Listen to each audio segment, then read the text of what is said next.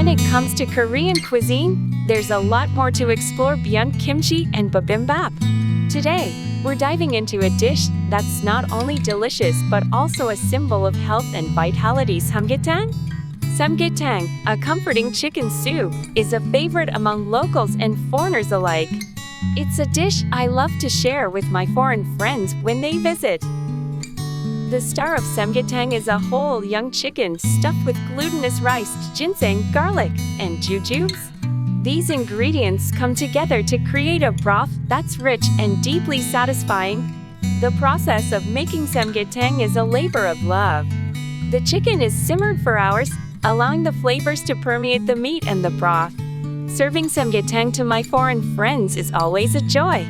The dish is not just a meal, but a cultural experience, a taste of Korean tradition. So, the next time you have the chance to try Korean cuisine, make sure Samgyetang is on your list. It's a dish that truly embodies the warmth and richness of Korean food culture.